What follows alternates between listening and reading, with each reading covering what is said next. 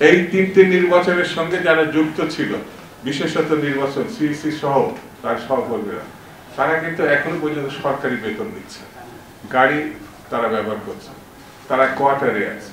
কে পদত্যাগ করবে কি করবে না এটা আমার কোনো বিষয় না, তাদের তো জেলখানায় থাকার কথা। সে সর্বশ্রেষ্ঠ শুনলাম রিজাইন করছে, রিজাইন করার পর বাড়িতে যাওয়া কোনো কারণ নেই, তার জেলখানায় যাওয়ার কথা। সেই মূল কাজটি হচ্ছে মানুষকে ভোটাধিকার ফিরিয়ে দিয়ে তার পছন্দের প্রার্থীকে নির্বাচিত করার অধিকার তাকে দিয়ে একটা ভালো নির্বাচনের দিকে এগিয়ে যাওয়া। আমরা বিরোধী দল থেকে বলেছি, বিএনপি থেকেও বলেছে, একটা যৌক্তিক সময়ের মধ্যে এই কাজটি তারা সম্পন্ন করবে। আমরা তো তাদের সঙ্গে আছি। আরো সহজ করে বলি, আমরা সিদ্ধান্ত নেব আমরা কোন পক্ষের মানুষ। সরকারকেও সিদ্ধান্ত নিতে হবে তারা কোন পক্ষের মানুষ। যদি সিদ্ধান্ত আমরা নিয়ে ফেলি তাহলে কাজ সহজ হবে। আমরা গণতন্ত্রের পক্ষের মানুষ, আমরা ফ্যাসিবাদের বিপক্ষের মানুষ। গণতন্ত্রের পক্ষে, ফ্যাসিবাদের বিপক্ষে, সহজ হিসাব। গণতন্ত্র প্রতিষ্ঠার জন্য ন্যূনতম দৃষ্টিভঙ্গি হচ্ছে নির্বাচন, মানুষের ভোটাধিকার। আমি সংস্কার এবং অনেক কিছু এই দেশের দরকার, কারণ পুলিশ আওয়ামী লীগের।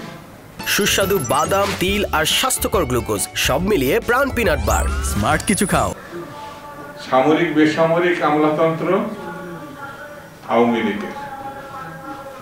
সেনাবাহিনী সেট আপ আওয়ামী লীগের বলবো না, কারণ তারা আমাদের এখনো পর্যন্ত জনগণের পক্ষে কাজ করছে, কিন্তু সেট আপ এখনো পর্যন্ত আগেরটাই আছে। ব্যবসায়ী সকল ক্ষেত্রে আওয়ামী লীগের সেট আপ। একটা সাধারণ কর্মীকে লাইসেন্স সহ অস্ত্র দিয়েছে আওয়ামী লীগের লোকজনকে।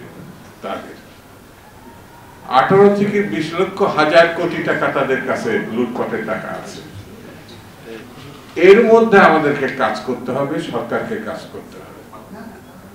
হ্যাঁ, যেটি জরুরি সেই কাজগুলো জরুরি ভিত্তিতে করতে হবে। সেই কাজগুলো বাদ দিয়ে নির্বাচন করা সম্ভব নয়, সেই কাজগুলো করতে হবে। যেমন 1 মাসের মধ্যে 3টে নির্বাচনে তছনছ করে ফেলেছেন, 3টে নির্বাচনের মধ্য দিয়ে গণতন্ত্র। এই 3টে নির্বাচনের সঙ্গে যারা যুক্ত ছিল, বিশেষত নির্বাচন সিইসি সহ তার সহকর্মীরা, তারা কিন্তু এখনো পর্যন্ত সরকারি বেতন দিচ্ছে, গাড়ি তারা ব্যবহার করছে, তারা কোয়ার্টারে আছে। কে পদত্যাগ করবে কি করবে না এটা আমার কোনো বিষয় না, তাদের তো জেলখানায় থাকার কথা।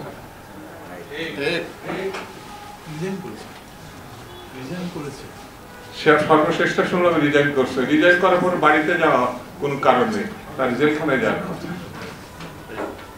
24 সালে যে নির্বাচন, ভয়াবহ নির্বাচন।